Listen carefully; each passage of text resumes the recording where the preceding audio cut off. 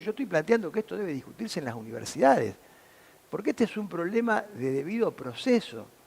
Dejemos de lado la evaluación de los elementos completos que puede haber, porque yo no intervengo en el juicio.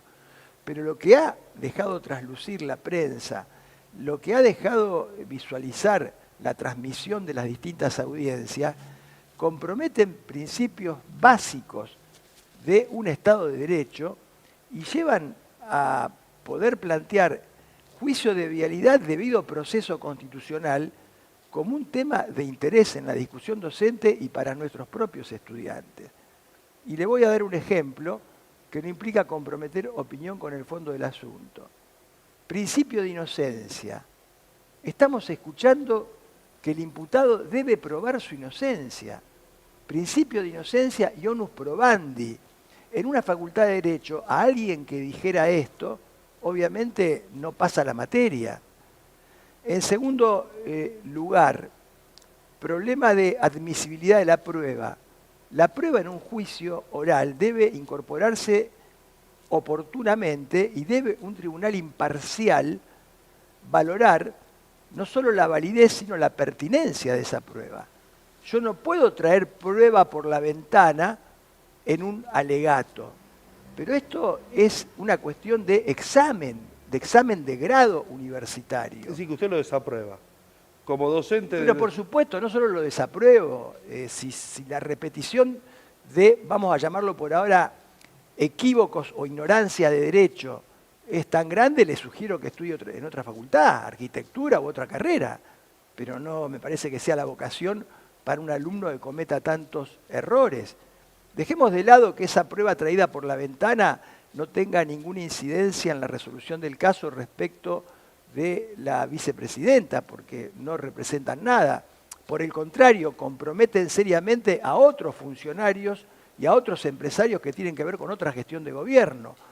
Pero dejando de lado esa cuestión, ¿cómo van a incorporar prueba por la ventana y el tribunal va a permitir eso? En tercer lugar, imparcialidad del juzgador. Acá hay jurisprudencia internacional, jurisprudencia de la Corte Suprema Nacional, hay principios constitucionales. Todo ciudadano tiene derecho a ser juzgado por un juez independiente e imparcial. Y la doctrina ha desarrollado la teoría de la sospecha, del temor de parcialidad. No solo debo serlo, sino que debo aparentarlo. ¿A usted le parece que puede compararse este tribunal con el tribunal del juicio de la Junta? No. ¿Qué legitimidad puede tener jueces que integraban un mismo equipo de fútbol, que jugaban en una determinada cancha, que competían contra equipos que integraban personas vinculadas a la política, claramente enfrentadas con los imputados, y que luego de ser cuestionados aparecen por televisión con un mate identificando con un escudo el equipo Liverpool, en una clara provocación que merecería en la justicia federal por lo menos la actuación de un tribunal de ética, porque cuanto menos constituye una absoluta falta de ética y una falta de respeto a la provocación en la que incurrió ese integrante del tribunal. En cuarto lugar, oralidad. Los juicios son orales, no son juicios leídos. Y hemos asistido a un proceso de juicio leído, no de juicio oral. Vaya a la provincia de Santa Fe a ver si algún fiscal o algún defensor está leyendo un guión como se leyó en este juicio. Precisamente es lo contrario de la oralidad, porque la oralidad supone que no hay escritura. En quinto lugar, derechos del imputado. Negarle al imputado la posibilidad de declarar. Capaz de no querían que diga lo que dijo Pero el día esto, claro, pero si yo a un alumno de la facultad lo someto a estas 5 preguntas que no implican comprometer mi opinión con el fondo del asunto, sino que implican un examen de derecho procesal penal, pero le aseguro de que ese alumno obviamente va a tener que estudiar mucho para volver a rendir la materia. Por eso este proceso, con estos 5 ítems que he señalado y que están acreditados, no estoy hablando de una especulación, me parece que si algún valor tiene es el valor pedagógico, porque es un proceso que nos permitiría a nosotros enseñarle a los alumnos ¿cómo no debe ser un debido proceso penal? Es decir, ¿cómo no debe actuar un fiscal y cómo no debe actuar un juez?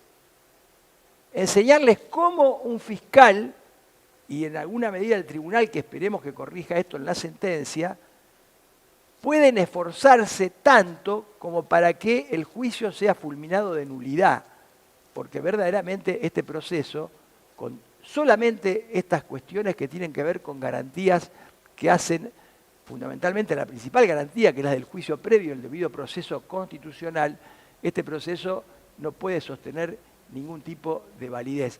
Por lo tanto, el valor pedagógico del juicio de vialidad es muy grande, porque por vía negativa nos permitiría explicarle a los alumnos el problema del debido proceso. No quiero que suene ni agresivo ni nada por el estilo, doctor, pero usted tiene una responsabilidad, aparte de ser docente, es parte del Poder Judicial de la provincia de Santa Fe. ¿Cómo se anima a decir este tipo de cosas? ¿Cómo dice, bueno, yo me paro y digo como docente de la Facultad de Derecho, esto hay que decirlo sí o sí, no nos podemos callar? Bueno, en general yo tengo un compromiso y por mi personalidad normalmente digo lo que pienso. Y me parece que ningún docente ni magistrado del Poder Judicial de la República Argentina puede callarse frente a este grotesco. Porque si hoy 9 de cada 10 ciudadanos no creen en la justicia, esta gente está contribuyendo a que prácticamente lleguemos a batir un récord de falta de credibilidad. Y yo, por otra parte, me veo obligado a decirlo, no solo por mi compromiso docente, usted sabe que tengo muchos años de trayectoria, Titular de nacional cátedra e internacional, sino que como miembro del Poder Judicial lo tengo que decir, porque yo soy distinto, yo no quiero que me identifiquen con esa gente. No somos todos iguales. Y hay muchísimos jueces y fiscales que trabajan con compromiso, que trabajan apegados a la letra de la Constitución y de la ley. Y no tienen esos jueces y fiscales que pagar por una situación que no es la primera ni la única. Tenemos en la justicia federal fiscales que están procesados por varios delitos hace años y no pasa nada y siguen trabajando de fiscal. Esto es inadmisible. A mí me invitaron a participar en un concurso de fiscales donde uno de los fiscales que integraba el jurado estaba en esa situación y me negué y le expliqué al procurador Casal por qué me negaba a sentarme en un tribunal con una persona que está procesada y sigue ejerciendo y desempeñando su función. Y son muchos más los casos. Entonces, me parece que llega un punto en donde los que integramos un poder de gobierno, como es el Poder Judicial, que es un poder político porque forma parte de la estructura de gobierno de la sociedad, quienes además tenemos una responsabilidad que tiene que ver con la enseñanza-aprendizaje, no podemos callar, porque esto verdaderamente es un grotesco, como le digo. A mí me llama la atención que no tengan vergüenza, porque los están mirando profesores de derecho. Usted podrá tener una gran cobertura mediática y aparecerá algún constitucionalista o algún académico que intentará defender la actuación de este fiscal y de este tribunal. A esa gente le digo, los invito a debatir públicamente. La Facultad de Derecho de Rosario, la Universidad de Rosario ofrece sus salones. Los invito a debatir públicamente, no sobre el fondo del asunto, sobre el proceso, el debido proceso constitucional y el juicio de vialidad. Me ofrezco a debatir públicamente con quien quiera venir. El convite está hecho. Entonces, ¿cómo uno se va a callar frente a una situación de esta naturaleza? Situación que, por otra parte, también tiene que ver con una cuestión que hace a la propia historia del Poder Judicial. Porque también en el Poder Judicial lo torcido tiene pasado. En el año 30, Uriburu dictó la ley marcial, cerró el Congreso, derrocó al presidente popular Hipólito Yrigoyen y lo encarceló. Lo acusó de traición a la patria, lo acusaron de traición a la patria, lo acusaron de actos que hoy podrían vincularse a actos de corrupción, hasta de abusos en temas personales. Irigoyen murió a los 80 años, enfermo, encerrado y encarcelado, pero al único poder que Uriburu, el usurpador, no tocó fue al Poder Judicial, porque le mandó una nota a la corte de ese momento, muchos de cuyos integrantes había designado el propio Alvear, diciéndole que si validaban el golpe de Estado, el Poder Judicial iba a seguir funcionando de manera intacta y hasta le iban a regalar la posibilidad de que la Corte elija a su presidente, porque hasta ese entonces el presidente de la Corte lo designaba el presidente de la Nación. ¿Y qué hizo esa Corte? Sin caso, en un hecho inédito, sin caso judicial, dictó la famosa acordada del 30, a partir de la cual se validaron las interrupciones al orden constitucional argentino. ¿Y por qué lo hizo? Lo hizo porque obviamente ahí nace la matriz prebendaria, acomodaticia, de defensa de privilegios, que lamentablemente está en una parte del ADN de los poderes judiciales que nosotros integramos. Y Uriburu no se conformó con eso. Proscribió al radicalismo para que justo fuera presidente, proscribió, le impidió a Alvear presentarse a las elecciones. Y si usted sigue con la historia, y llega algún otro gobierno popular, como fue el gobierno del general Perón, 240 denuncias penales, tuvo que irse exiliado del país y fue proscripto por años. 18 años. Y si usted sigue con la historia, y fíjese qué coincidencia, ¿no?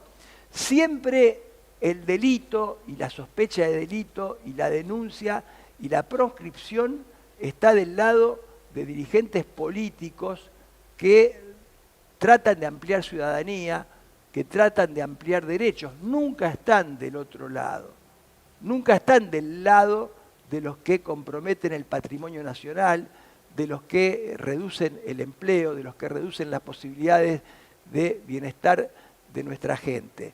Y bueno, me parece que esta genealogía no hay que perderla, esta raíz histórica no hay que perderla de vista, porque la historia se repite y pareciera que estamos asistiendo a un nuevo capítulo de un episodio que ya la historia nos ha mostrado en varias oportunidades.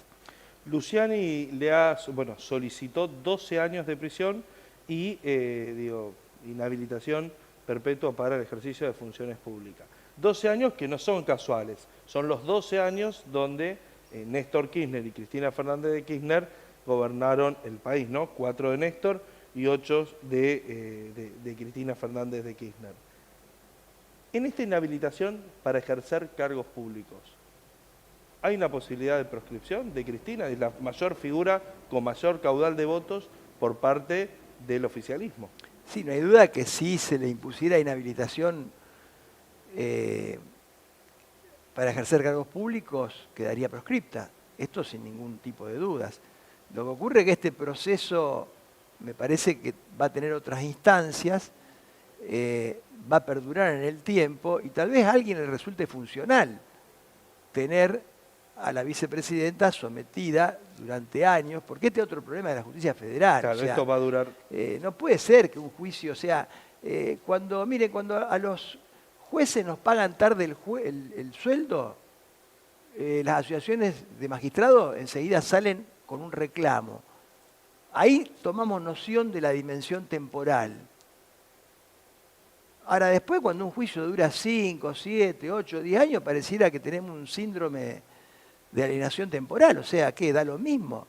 Y la justicia federal es una justicia que está muy en deuda con la sociedad, muy en deuda con la sociedad. Y lamentablemente, en el caso de Comodoro Pi, no solo está en deuda, lamentablemente está posibilitando una generalización que, por eso yo me siento obligado a hablar, que no es justa, porque no son la mayoría de los jueces de la justicia federal ni de las justicias provinciales, ni la mayoría de los fiscales y defensores los que incurren en este tipo de situaciones. Sin embargo, lo que se visualiza y a partir de allí se generaliza es este tipo de situaciones. Ministro, gracias por estar acá en Acceso a los Derechos. No, por favor, muchas gracias a ustedes. Esto fue Acceso a los Derechos. Estuvimos de manera exclusiva con el ministro de la Corte Suprema de la provincia de Santa Fe y docente, titular de Cátedra de Derecho Penal, parte general de la Facultad de Derecho de la Universidad Nacional de Rosario, el doctor Daniel Lerrueta. Los esperamos todos los viernes a las 18:30 horas por Somos Rosario.